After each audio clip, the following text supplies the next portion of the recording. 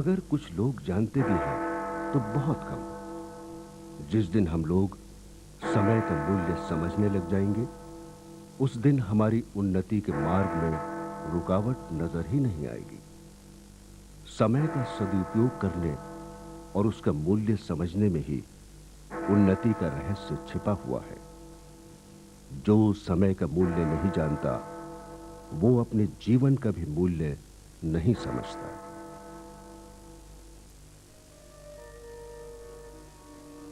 अब प्रेम की पिचकारियों से काम लो, मुख पर गौरव का गुलाल मलो, सामाजिक कुप्रथाओं की होली जलाओ, खादी की सादी पोशाक पर अमल अनुराग का अबीर छिड़को, आपस की फूट की धूल उड़ाओ, ऊंच नीच का भेद मिटाओ, राष्ट्रीयता का राग अलापो।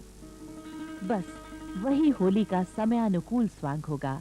वही होली वास्तविक आनंद की अटखेलियों से भरी होगी। वही होली भारत के समस्त रोगों की दवा होगी। मैं धोबी हूं, भगवान भी धोबी हैं। मैं कपड़े धोता हूं, वो पाप धोते हैं, किंतु वो पतित पावन कहलाते हैं। वो तो केवल उस पतित का उद्धार करते हैं जो उनकी शरण में पहुंच जाता है, पर मैं तो स्वयं घर घर पहुंचकर लोगों का पातित्य दूर करके पवित्रता वितरित करता हूं।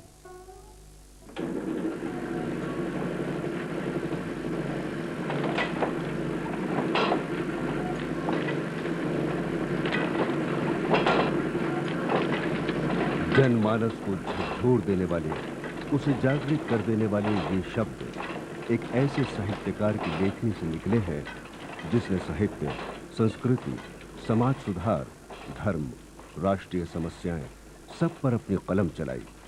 साथ ही अपने समय के बहुत से साहित्यकारों के भाषा संस्कार में महत्वपूर्ण योगदान दिया। हिंदी साहित्य के इस तपस्वी पुत्र का नाम है आचार्य शिवपूजन सहाय।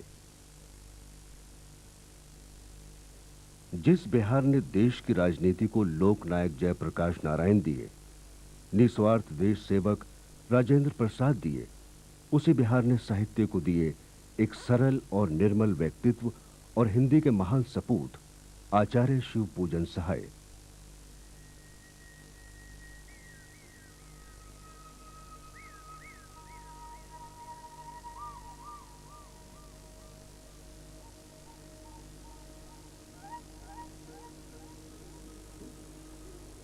बिहार के भोजपुर अंचल में बहती एक छोटी सी नदी कोचान। इसी कोचान नदी के पश्चिमी किनारे पर बसा है उनवास गांव। शिवपूजन सहाय की जन्मभूमि ये गांव उस समय जैसा ठेठ देहात रहा होगा, आज 100 वर्ष से ज्यादा बीत जाने पर भी लगभग वैसा ही है। अपने उपन्यास देहाती दुनिया में शिवपूजन जी ने जिस रामशहर गांव का नक्शा खींचा है, ये कोई और गांव नहीं बल्कि ये उनवास गांव ही है। यही वो घर है जहां एक काश्तकार परिवार में 9 अगस्त 1893 को शिवपूजन सहाय का जन्म हुआ। पिता वागेश्वरी दयाल आरा के एक जमींदार के पटवारी थे।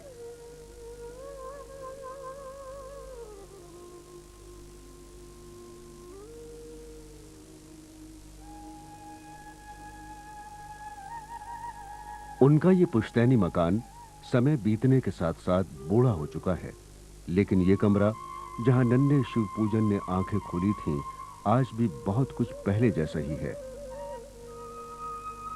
शिवपूजन सहाय का जन्म एक महान संत पंडित दुर्गा दत्त परमहंस के आशीर्वाद से हुआ था। जन्म का संदेशा जब परमहंस जी के पास गया तो उन्होंने कहा, ये लड़का महादेव जी का भक्त होगा। बालक का नाम शिवपूजन रखा गया था। घर के लोग प्यार से उसे भोलानाथ कहा करते थे। सिर पर घनी जटाएं और माथे पर त्रिपुंड तिलक। इस रूप में वो सचमुच भोलानाथ ही लगता था। मेरा जीवन शिवपूजन सहाय की आत्मकथा है। इसमें अपने बचपन का जिक्र करते हुए वो लिखते हैं, मेरा जटाधारी भोलानाथ का रूप मेरी माता को बहुत प्रिय लगता था। मेरे त्रिपुंड तिलक को वो मुझे गोद में लेकर आईने में दिखाती तो मैं बहुत मुस्कुराता था। वो मेरे बाल संवारती और मैं उसके हाथ से आईना छीनकर खुद अपना रूप निहारने लग जाता था। मेरे पिता बहुत अच्छे रामायणी थे और प्रतिदिन दोनों वेला रामचरितमानस का पाठ नियमित रूप से किया करते थे। मानस के श्लोक और चौपाई दोहे वो मुझे गोद में बिठाकर कंठस्थ करवाते।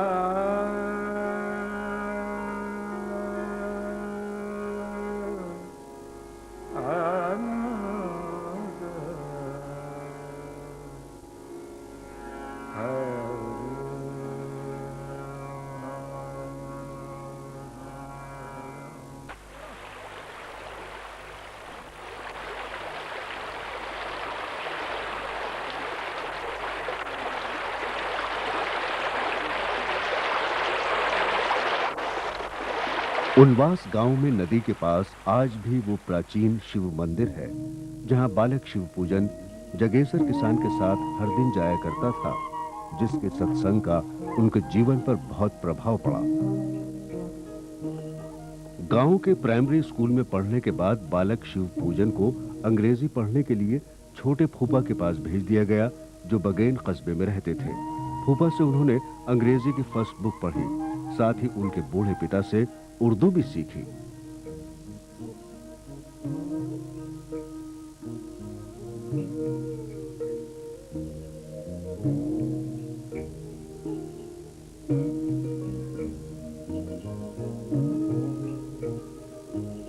उस घर में फूफा की छोटी बहन भी रहती थी, जो दृष्टिहीन थी और विधवा भी। फूफा फूफी को उसकी सेवा करते देख बालक शिव पूजन भी उसकी सेवा करने लग गया। आत्मकथा में शिवजी ने इस स्नेह संबंध का बहुत मार्मिक चित्र प्रस्तुत किया है।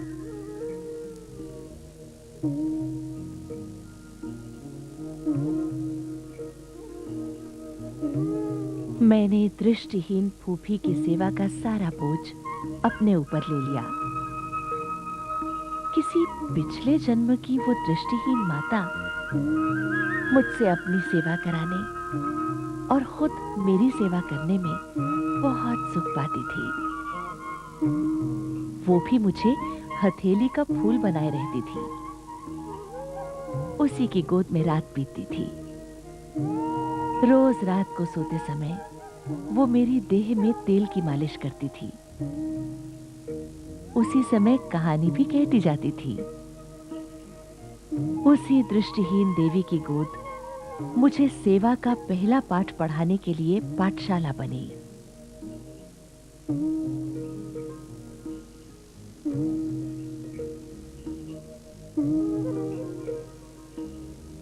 शिव अपने बहनोई के पास रहकर उनसे रामायण पढ़ने, सीखने और समझने लगा। सुबह शाम शिव रामायण का अध्ययन करता और दिन में मदरसे जाकर उर्दू फारसी पढ़ता।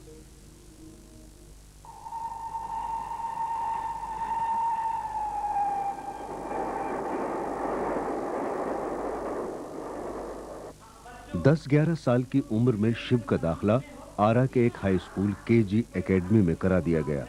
इसी स्कूल से उन्होंने मैट्रिक पास किया और बाद में इसी स्कूल में अध्यापक भी रहे। श्री पूजन सहाय जी इस विद्यालय में 1903 ईस्वी से लेकर 1913 ईस्वी तक का अध्ययनरत थे।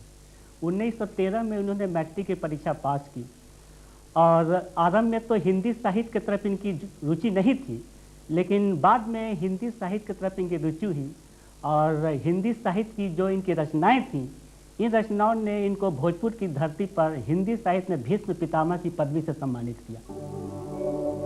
पिता की इच्छा के अनुरूप शिव पूजन ने उर्दू फारसी की पढ़ाई छोड़कर एकाएक हिंदी पढ़ना शुरू कर दिया।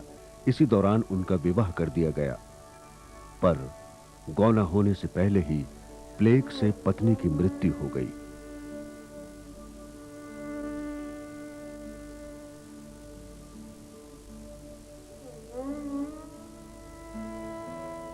1 वर्ष बाद दूसरा विवाह हुआ। आरा में रहते हुए उनका हिंदी संस्कृत प्रेम बढ़ता गया और वहां की साहित्यिक संस्था आरा नागरी प्रचारणी सभा में उनका संपर्क कई प्रसिद्ध साहित्यकारों से हुआ।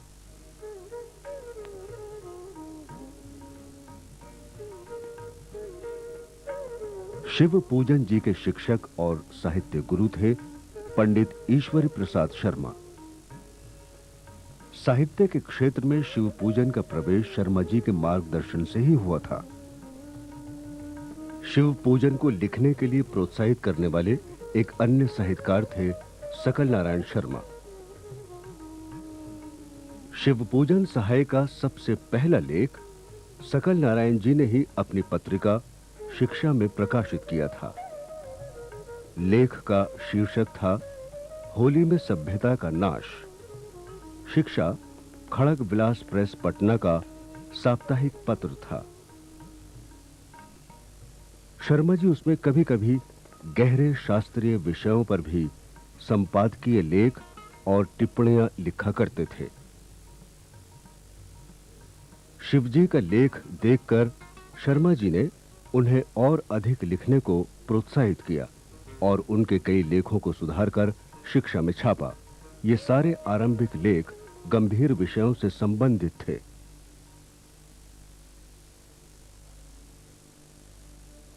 पिता की मृत्यु हो चुकी थी। आर्थिक संकट के कारण शिव पूजन मैट्रिक से आगे नहीं पढ़ सके। कुछ दिन के लिए उन्हें बनारस की दीवानी अदालत में हिंदी नक्ल नवीस की नौकरी करनी पड़ी।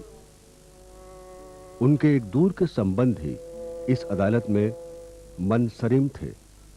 उन्हीं की कोशिश सिफारिश से शिवजी को यह नौकरी मिली, लेकिन नियुक्ति से पहले शिवजी की बाकायदा योग्यता परीक्षा हुई।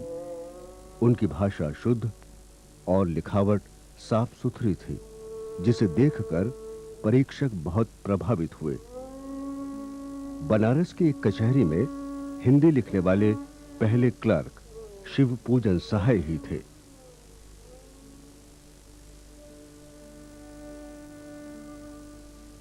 इस बीच उन्हें आरा टाउन स्कूल में हिंदी शिक्षक की नौकरी मिल गई। नौकरी के साथ साथ साहित्य रचना का कार्य भी तेजी से होने लगा। लेख के अलावा वो अब कहानियां भी लिखने लगे थे। इन्हीं दिनों आरा की जनता को शिव पूजन सहाय की एक और प्रतिभा का परिचय मिला। पंडित ईश्वरी प्रसाद शर्मा ने मनोरंजन नाटक मंडली बनाई थी। इस संस्था ने कई नाटकों का मंचन किया, जिनमें शिव पूजन ने भी अपने अभिनय के जौहर दिखाए। सत्यवादी राजा हरिश्चंद्र में उन्होंने शव्य का इतना प्रभावशाली अभिनय किया था कि सारे दर्शक वाह वाह कर उठे।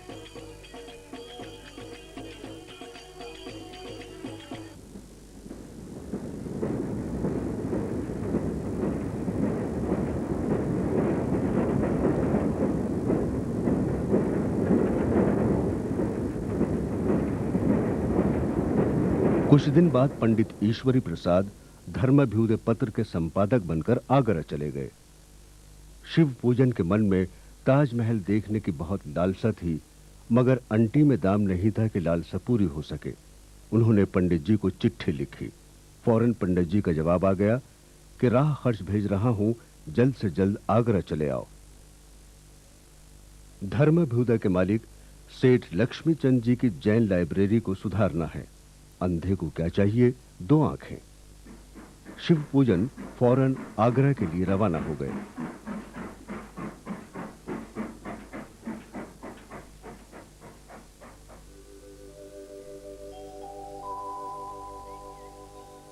लाइब्रेरी भी ठीक कर दी गई और पंडित जी के साथ ताजमहल का सौंदर्य भी जी भरकर निहारा गया। यही नहीं, आगरा प्रवास के दौरान भगवान कृष्ण की जन्मभूमि मथुरा और उनके लीला स्थल वृंदावन के मंदिरों के दर्शन भी किए।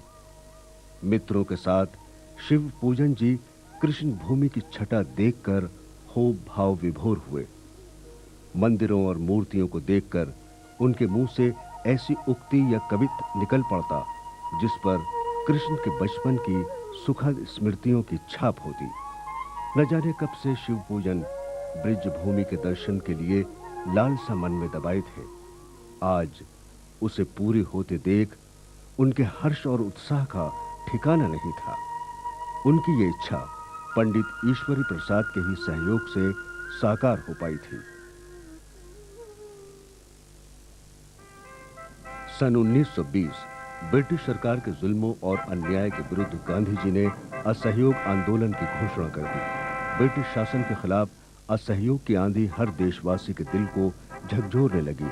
वंदे मातरम और भारत माता की जय के नारे देश के कोने कोने में गूंजने लगे। पढ़ाई छोड़कर स्कूलों और कॉलेजों के छात्र इस आंदोलन में खुलकर हिस्सा लेने लगे। भला युवक शिव पूजन इस पुनीत कार्य में कैसे योगदान न देते। वो भी राष्ट्रीय स्वाधीनता आंदोलन में कूद पड़े। आरा टाउन स्कूल के सरकारी नौकरी से इस्तीफा दे दिया और छुट्टी के दिन शिक्षकों और दूसरे साथियों के साथ गांव-गांव जाकर आजादी की अलख जगाते।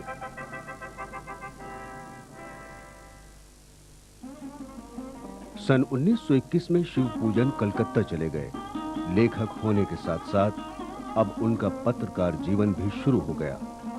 कलकत्ता आकर वो मारवाड़ी सुधार पत्रिका का संपादन करने लगे।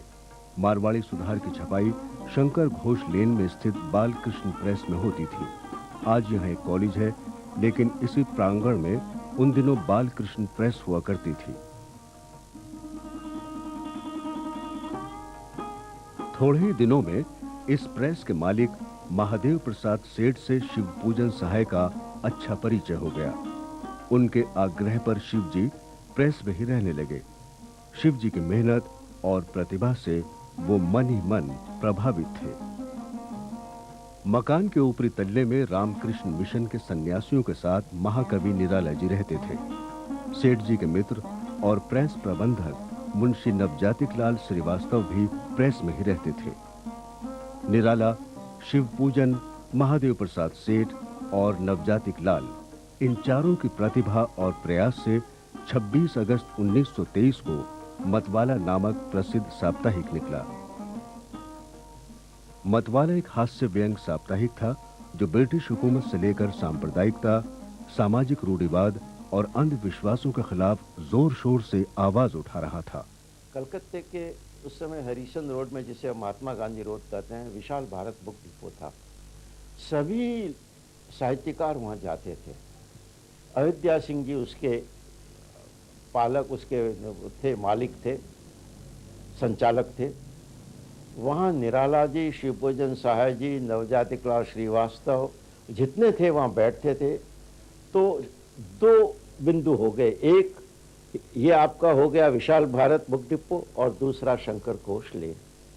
ये सारा वातावरण जो है, मेरी अपनी मान्यता है कि यदि उन दिनों ऐसा कार्य नहीं होता तो संभवतः हिंदी के विकास की जो प्रवृत्ति पीछे आई वह उतनी नहीं आ पाती, जो लोक चेतना हुई उतनी नहीं हो पाती। और शिवपूजन जी सहाय का जो व्यक्तित्व और कृतित्व प्रभावी और प्रेरक रहा, उसने हिंदी भाषा और साहित्य के विकास और उन्नयन की पृष्ठभूमि तैयार की, पुष्टभूमि तैयार की।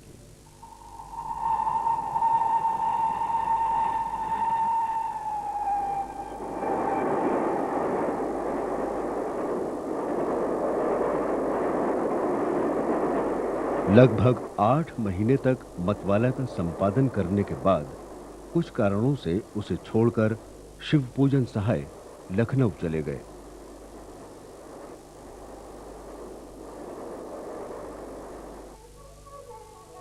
यूं तो हिंदी का केंद्र उन दिनों काशी ही था, लेकिन लखनऊ में भी साहित्यिक गतिविधियां बढ़ती जा रही थीं।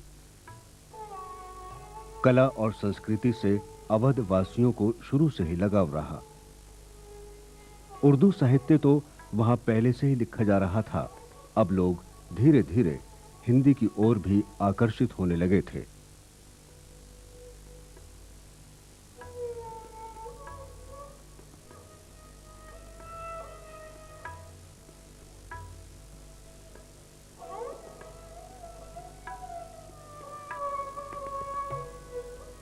हिंदी की रचनाओं और रचनाकारों को प्रोत्साहित करने में उस समय के साधन संपन्न प्रकाशकों के योगदान को भी नकारा नहीं जा सकता, जिन्होंने विभिन्न पत्र पत्रिकाओं का प्रकाशन कर रचनाकारों की कृतियों को जन जन तक पहुंचाया।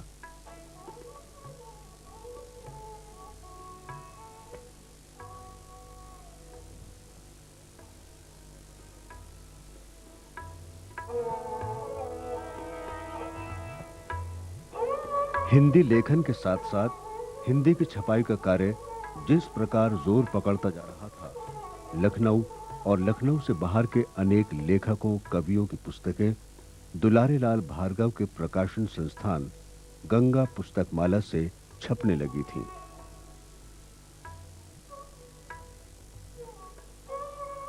ये प्रकाशन संस्थान अमीनाबाद में था।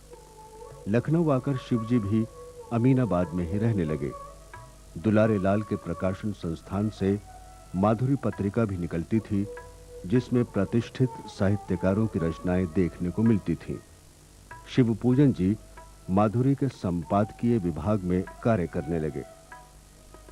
कुछ दिनों बाद मुंशी प्रेमचंद भी इसी संस्थान के साहित्यिक सलाहकार बनकर लखनऊ आ गए। इस दौरान शिवपूजन सहाय ने दुलारे लाल भार्गव के प्रकाशन से छपने वाली अधिकतर पुस्तकों का संशोधन और संपादन किया और साथ ही अनेक नए लेखकों की रचनाओं को उन्होंने सुधारा। यही वो कमरा है और यहीं पर जितने भी साहित्यकार उस समय के थे चोटी के सब यहाँ एकत्र होते थे। साहित्य चर्चा होती थी, काव्य पाठ होता था, आलोचनाएं भी होती थीं, प्रत्यालोचनाएं भी होती थीं और उसमें शिवपूजन सहाय जी तो आते ही थे। बुजुर्ग भी थे, वो सबसे ज्येष्ठ थे और प्रतिभा तो उनमें थी ही। तो जब किसी चीज़ पर आलोचना होती थी तो उनकी बात जल्दी कोई काटता नहीं था। शिवपूजन सहाय ने नए लेखकों की रचनाओं के साथ साथ कई प्रतिष्ठित साहित्यकारों की रचनाओं का भी संपादन किया, जिनमें प्रेमचंद के सुप्रसिद्ध उपन्यास रंगभूमि का नाम विशेष रूप से उल्लेखनीय है। 1925 में प्रकाशित रंगभूमि की पहली प्रति प्रेमचंद जी ने शिवपूजन सहाय को ही भेंट की।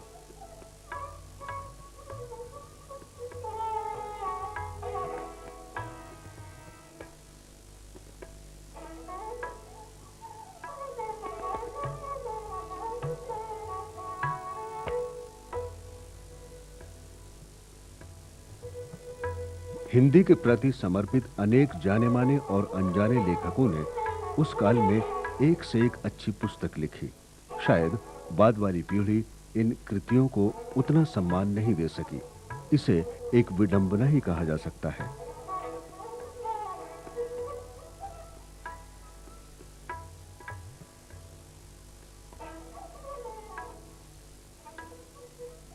ये लोग ऐसे थे कि इनको देख के आप ये नहीं कह सकते थे कि साहित्यकार, जब तक कि उनके विषय में मालूम न हो। एक साधारण व्यक्ति, लेकिन जब बोलते थे, जब वो बताते थे, जब वाग्धारा फूटती थी उनकी, तब हमको लगता था कि ये तो कोई महान प्रतिभाशाली व्यक्ति। तो शिवपूजन जी ऐसे ही व्यक्तित्व में से थे। मेरा परिचय हुआ, बड़े प्रभावित हुए। तब मैं कविता में प्रारंभ कर रहा था, एक तरीके से सोचिए। सन 38 में लखनऊ आया था, तब इंटरमीडिएट में था और पढ़ ही रहा था उस समय। लेकिन बड़ा प्रोत्साहन उन्होंने दिया और ऐसा लगा कि हाँ, सचमुच हम सही रास्ते पे चल रहे हैं। संपादन के साथ साथ इन दिनों शिवपूजन जी अपना एकमात्र उपन्यास देहाती दुनिया भी लिख रहे थे। यह उपन्यास 1926 में लहेरिया सराय के पुस्तक भंडार से प्रकाशित हुआ। मतवाला का दर्द शिवपूजन सहाय को लखनऊ से वापस कलकत्ता ले गया।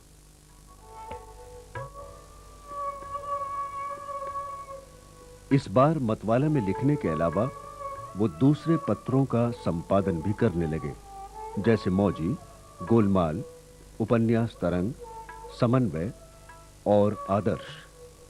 अब वो फ्रीलांस लेखक संपादक थे। लेकिन इस बार उन्हें कलकत्ता रास नहीं आया। पत्नी को टीबी हो गई थी और बेटी शीतला से मर रही थी। आखिर उन्होंने कलकत्ता छोड़ने का फैसला कर लिया। हालांकि मंजिल का दूर दूर तक पता नहीं था। वो काशी आ गए। काशी के लिए उनके मन में गहरा आकर्षण था। काशी मोक्ष की नगरी ही नहीं बल्कि हिंदी साहित्य का सबसे बड़ा तीर्थ भी है। जिन बड़े बड़े लेखकों कवियों की रचनाएं पढ़कर शिव पूजन को बचपन में प्रेरणा मिली थी, उनमें से ज्यादातर रचनाकार काशी में ही रहते थे। यहाँ की साहित्यिक मंडली के सत्संग का आनंद उठाने के लिए शिव जी बहुत लालायित थे। जीविका की आधारशिला सिर्फ कलम ही थी। उसी के दम पर संघर्षों से जूझने लगे। पत्र पत्रिकाओं में कहानियां और लेख लिखकर जो थोड़ा बहुत आता उसी में संतोष कर लेते। उन्होंने अपनी आत्मकथा में कहा भी है, अभावग्रस्त रहते हुए भी भगवत कृपा, संतोष का पल्ला कभी नहीं छूटा।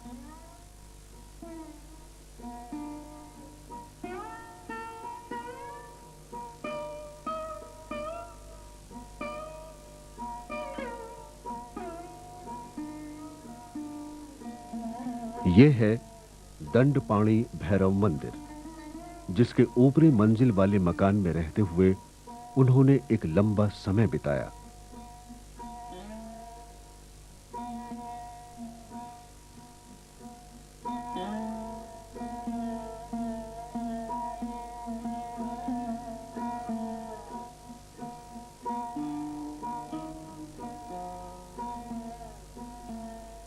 सुप्रसिद्ध साहित्यकार जयशंकर प्रसाद जी की सुरती जर्दे की ये दुकान उस काल के साहित्यिक संगम का एक जीवंत प्रमाण है, जहां हिंदी संसार के अनेक साहित्य महारथी शामिल हुआ करते थे।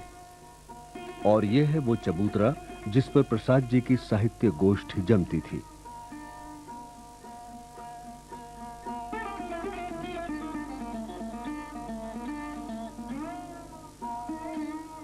यह है श्री बलदेव उपाध्याय, जो शिव पूजन सहाय की पीढ़ी के हिंदी के सशक्त लेखकों में से एक हैं, जो 90 वर्ष से ज्यादा उम्र के हो चुके हैं। उनका कहना है, शिव पूजन सहाय जी बनारस के जो साहित्यिक थे उनसे उनका बड़ा मेल था।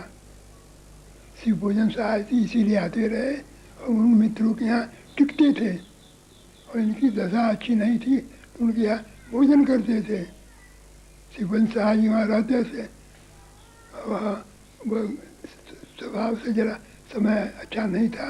इन्हीं सब इन लोगों से रुपया पैसा लेते थे, पत्रिका में लिखते थे, उनको रुपया मिलता था।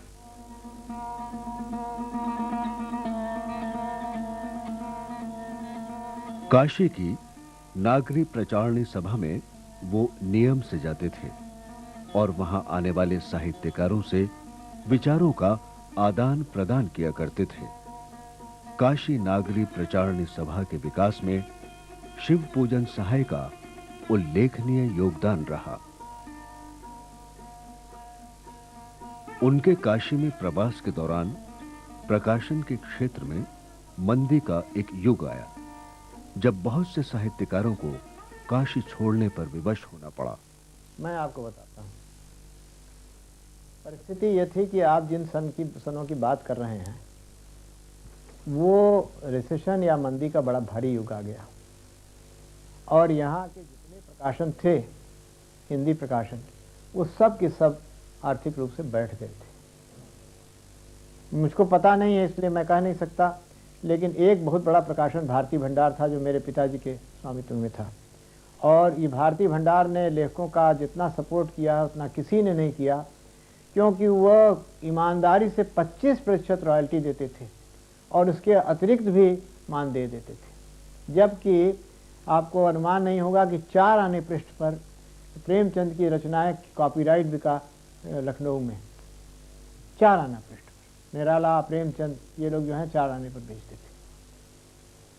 रामचंद्र शुक्ल के बारे में है कि जब बुद्ध चरित्र उन्होंने लिखा तो गुलेरी जी के पास भेजा श्याम सुंदर दास ने, और गुलेरी जी ने कहा कि इसको 4 आने पेज से मत आप जांचिएगा।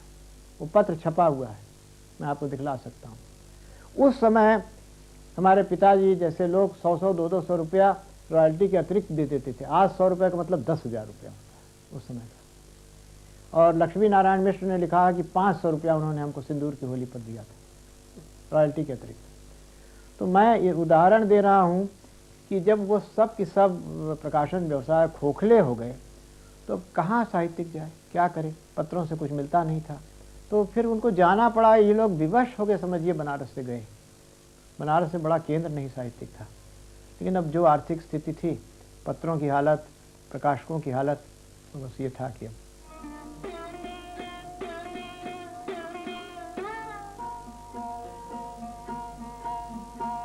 काशी में रहते हुए शिव पूजन सहाय ने लहेरिया सराय से निकलने वाली बच्चों की पत्रिका बालक का संपादन किया, जिसका सारा काम काशी में ही होता था।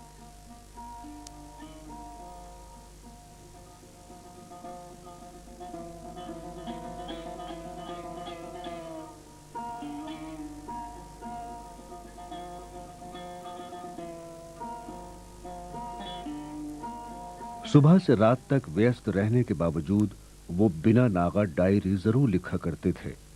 छात्र जीवन से ही उन्होंने डायरी लिखना शुरू कर दिया था। कठिन संघर्ष के इन्हीं दिनों में उनकी दूसरी पत्नी का देहांत हो गया। 2 साल बाद मई 1928 में शिव पूजन सहाय का तीसरा विवाह हुआ, विलासपुर गांव की बच्चन देवी के साथ।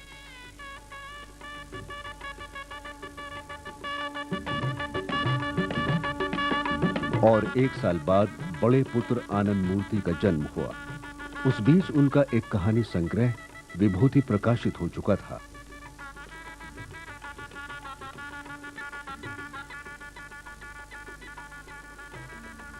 कुछ दिनों के लिए उन्होंने भागलपुर के पास सुल्तानगंज रहकर गंगा का संपादन संभाला। बीच बीच में उन्हें जमीन जायदाद के बंटवारे के झमेलों से निपटने के लिए अपने गांव का चक्कर भी लगाना पड़ता था। उनके अभिन्न मित्र विनोद शंकर व्यास ने अपने संस्मरण में लिखा है कि शिव पूजन की स्थिति देखकर मैं कभी-कभी मन में सोचता था कि क्या विधाता ने इनके जीवन में कभी शांति की व्यवस्था नहीं की है। जिसने भी अपने काम में उन्हें लगाया, उसने पूर्ण रूप से उनकी शक्ति का रस निचोड़ने का ही प्रयत्न किया। ऊब कर घबरा कर भी वो मुक्त ना हो पाते थे। एक स्थान पर स्थिर होकर रहने का अवसर उन्हें नहीं मिला।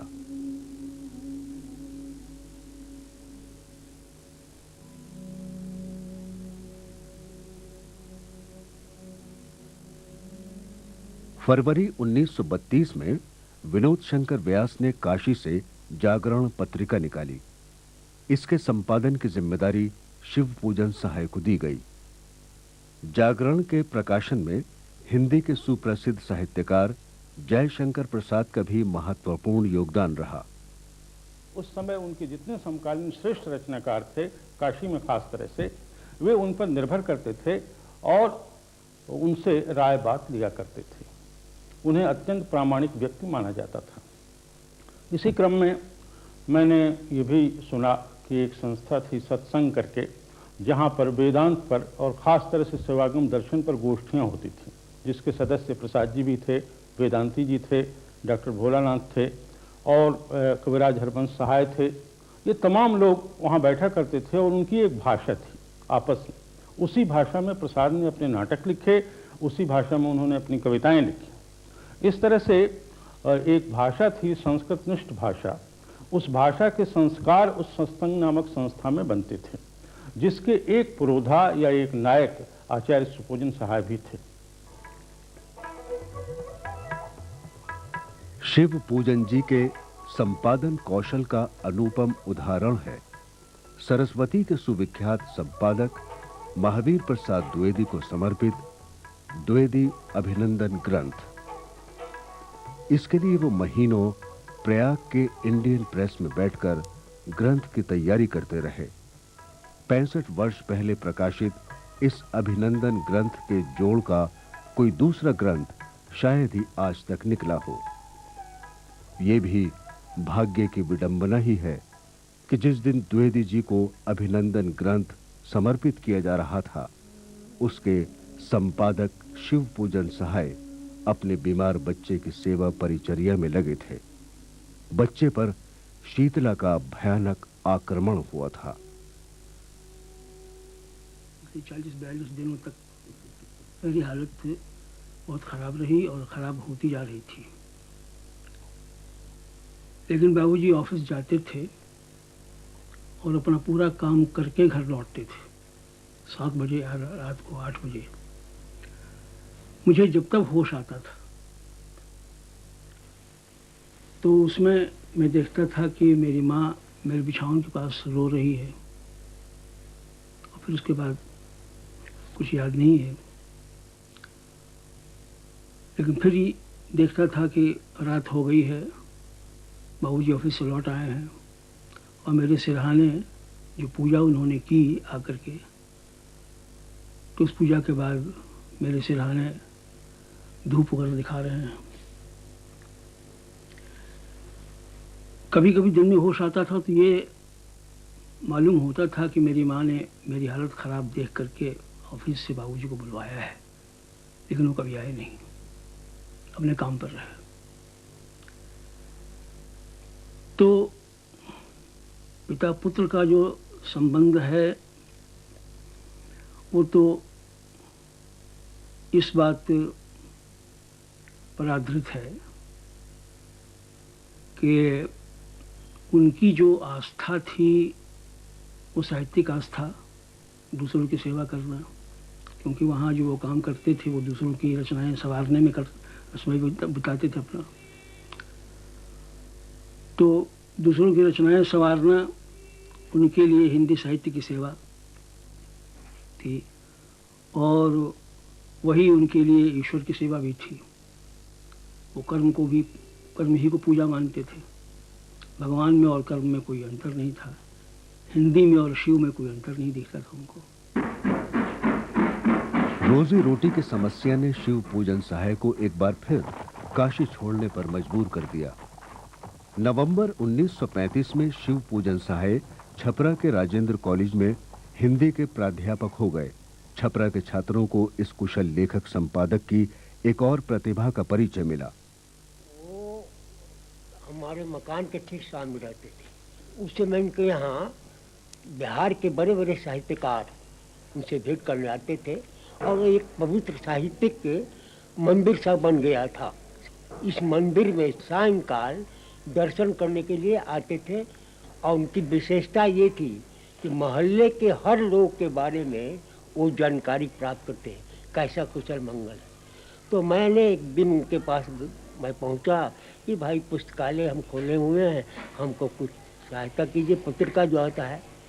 तो उनके डेरा पर गए तो मैं उनके रूम में, वो छोटा सा रूम था उसमें बैठते थे। जब कॉलेज से लौटे बैठ करके नियमित रूप से अपना कॉलेज से लौटने के बाद वो सब डाक खोलते थे और देखते थे।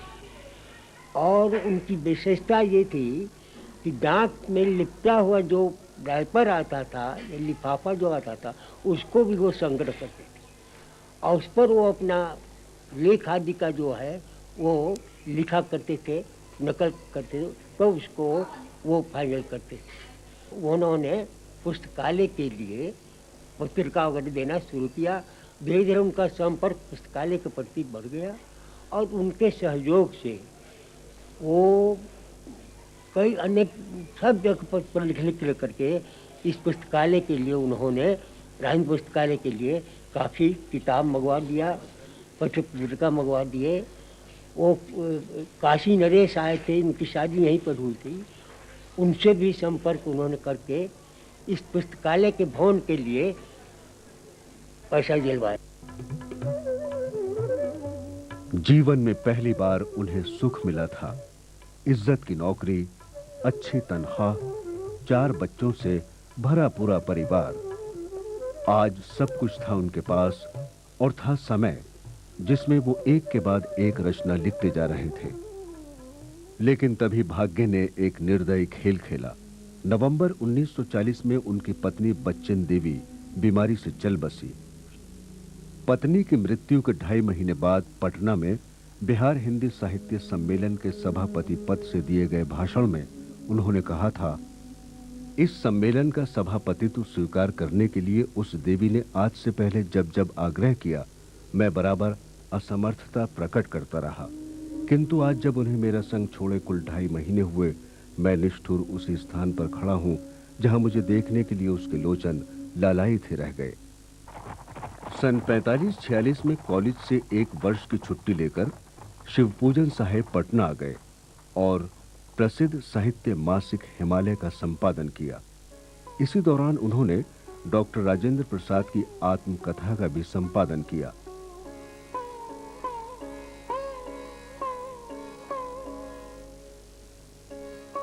अपने संस्मरण में राजेंद्र बाबू ने लिखा है कि शिवजी जैसे तपपूत साहित्यकारों से मुझे बराबर प्रेरणा मिलती रही है।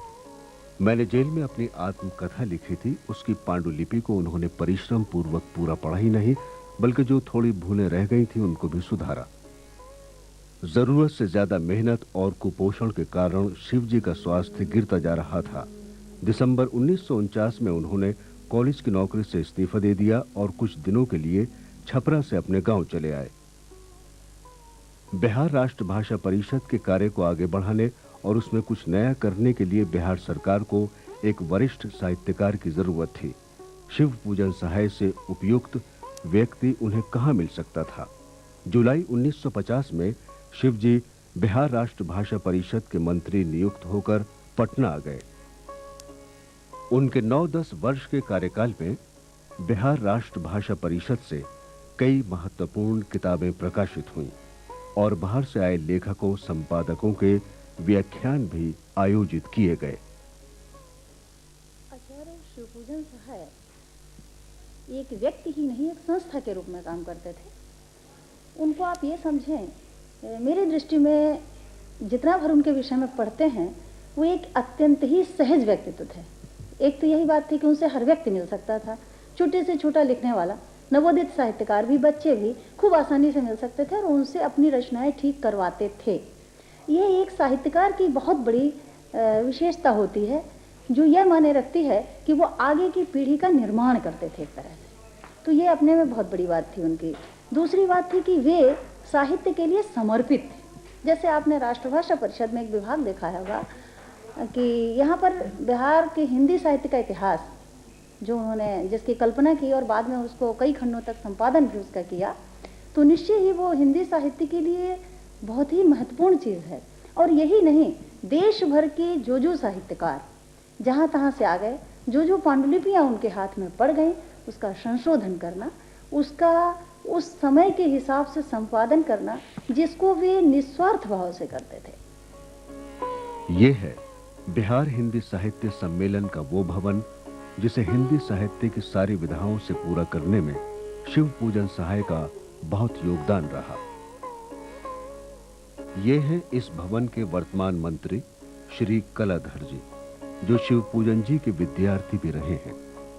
बिहार हिंदी साहित्य सम्मेलन में शिव पूजन के प्रवास के बारे में कलाधर जी का कहना है,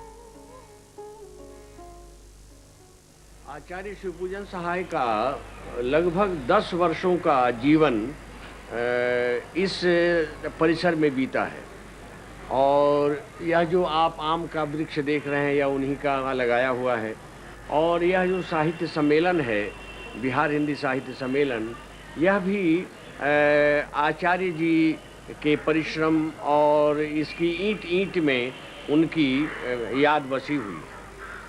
शिवपूजन बाबू ने जिस बिहार हिंदी साहित्य सम्मेलन को आरंभ किया था, आग खड़ा किया था, उसमें देश रत्न डॉक्टर राजेंद्र प्रसाद जी थे, पंडित छविनाथ पांडे जी थे और इन सब के साथ मिलकर उन्होंने यह भवन तैयार करवाया था और यहाँ बैठकर पूरे भारत के साहित्य मनीषी यहाँ आते थे, उनसे बातें करते थे, उनसे सीखते थे और साहित्यिक रचनाओं पर बातचीत होती थी। काम की व्यस्तता में अपने बिगड़ते स्वास्थ्य की ओर देखने का समय उन्हें नहीं मिला। मधुमेह तो उन्हें पहले से ही था, अब टीबी ने भी घेर लिया। उनके दामाद वीरेंद्र नारायण सेवा के लिए उन्हें अपने घर ले गए। जीवन में जो उतार चढ़ाव आता है उसमें ऐसे भी मौके आते हैं जब आदमी बहुत बेसहारा हो जाता है। उस वक्त कुछ भी कर सकता है और उसको क्षम्य माना जाता है। साहित्य में माना है लोगों ने, जीवन दर्शन में माना है लोगों ने, कहा है ये आपद धर्म था। लेकिन श्री पूजन सहाय के लिए उनकी डिक्शनरी में ये शब्द नहीं था। जैसे एक घटना कहता हूं, बिहार राष्ट्र भाषा परिषद के वो सचिव थे, हिंदी में दस्तखत करते थे। 2 साल एजी बिहार ने तनख्वाह नहीं दी इसलिए कि वो हिंदी में दस्तखत करते हैं। यक्षमा हो गया। साहित्य सम्मेलन भवन में पड़े थे, मैं ले आया अपने घर। मैंने भी नौकरी छोड़ दी थी, उनके पास भी कुछ नहीं। और यक्षमा का इलाज डॉक्टर ए.के. सेन पटना के थे, वो इलाज कर रहे थे। सभी लोग आते थे मिलने। जगदीश चंद्र माथुर उस वक्त एजुकेशन सेक्रेटरी थे, वो आए। बद्री बाबू एजुकेशन मिनिस्टर थे, वो आए। सभी ने कहा आप अंग्रेजी में दस्तखत कर दीजिए, एजी बिहार नहीं मानेगा। और जिस दर्द के साथ उन्होंने अंग्रेजी में दस्तखत किया उसको मैंने देखा है।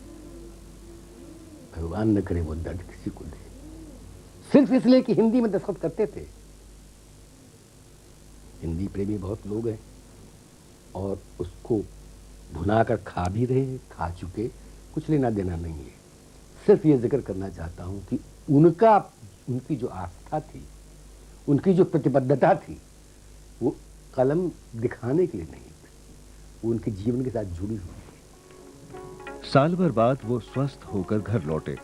उसी वर्ष उन्हें परिषद का वयोवृद्ध साहित्यिक सम्मान आचार्य नरेंद्र देव के हाथों प्राप्त हुआ। इसमें मिली 1,500 रुपए की राशि में 500 रुपए अपनी ओर से जोड़कर उन्होंने अपनी पत्नी की स्मृति में बच्चन देवी साहित्यिक गोष्ठी आरंभ कराई, जिसमें अनेक साहित्यकारों के भाषण आयोजित किए गए। शिव पूजन रचनावली के 4 खंड भी परिषद से उनके कार्यकाल में ही प्रकाशित हुए। परिषद से सेवानिवृत्त हो जाने के बाद उन्होंने आचार्य नलिन विलोचन शर्मा के साथ मिलकर साहित्य पत्रिका का संपादन किया।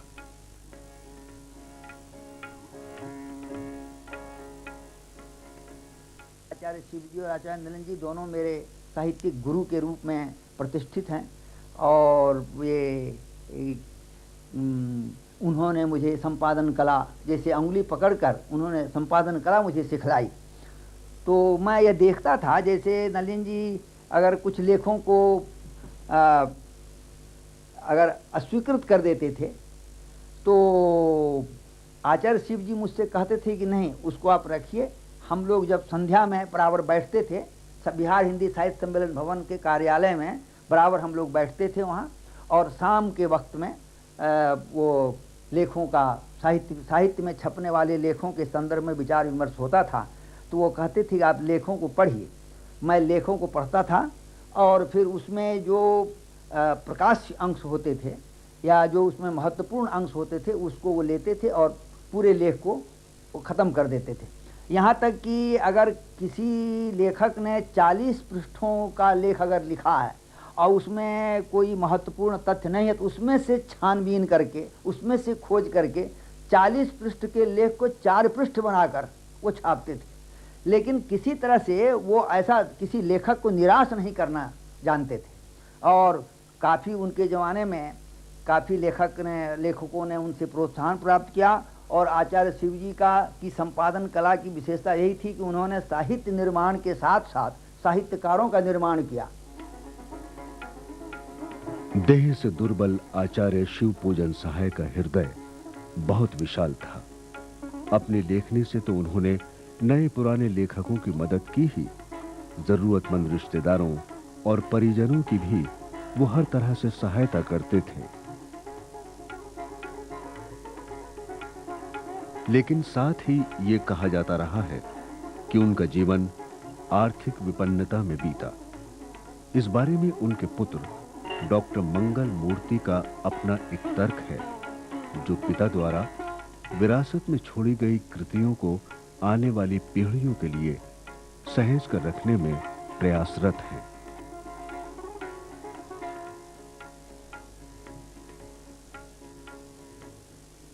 देखिए, बाबूजी के विषय में अक्सर ये बात कही जाती है कि उन्होंने एक विपन्नता का जीवन जिया।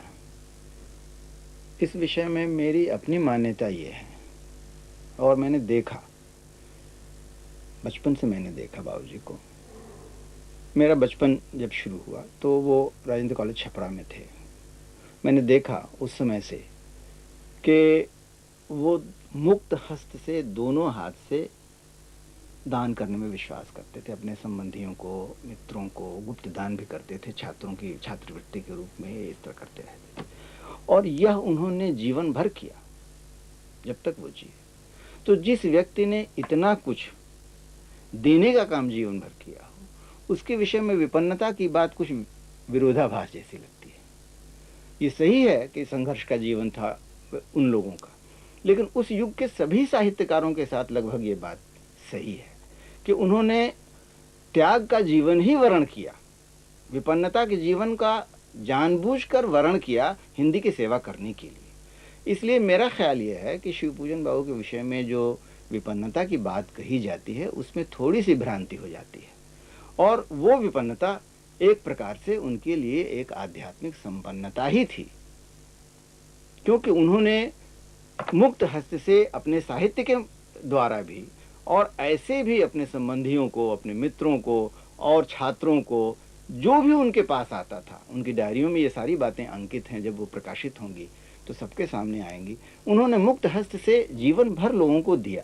तो ऐसी स्थिति में मुझको ऐसा नहीं लगता है कि अपने विषय में वो किसी विपन्नता का अनुभव करते थे। विपन्नता का अनुभव अगर वो करते भी थे तो इसलिए कि वो लोगों के लिए कुछ कर नहीं पाते थे, उसमें अपनी असमर्थता का बोध उनको होता था, इसलिए शायद उनमें विपन्नता का बोध रहता हो। लेकिन यह विपन्नता उनको कभी किसी प्रकार का दुख नहीं देती थी।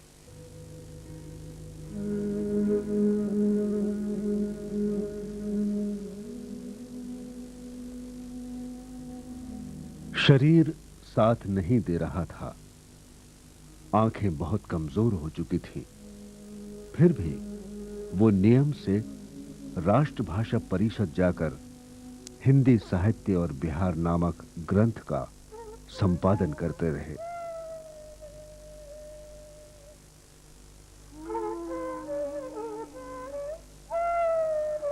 उनकी साहित्य सेवाओं के प्रति सम्मान प्रकट करते हुए भारत सरकार की ओर से सन 1960 में उन्हें पद्म भूषण के अलंकरण से विभूषित किया गया।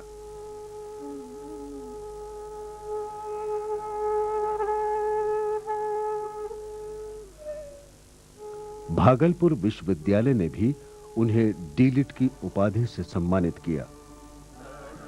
जीवन भर आराम न करने वाला हिंदी साहित्य का ये सेवक 21 जनवरी 1963 को सदा के लिए मृत्यु की गोद में विश्राम करने चला गया। आचार्य शिवपूजन सहाय जितने बड़े साहित्यकार थे, उतने ही बड़े मनुष्य भी थे। उनवास में गांव वालों द्वारा स्थापित आचार्य की ये प्रतिमा इस सत्य की साक्षी है। एक बहुत अच्छी पारी खेलकर हिंदी का ये तपस्वी पुत्र हम सबको छोड़कर चला गया, लेकिन उनकी सेवा, कर्मठता और उदार चरित्र का प्रकाश आने वाली पीढ़ियों का मार्ग आलोकित करता रहेगा।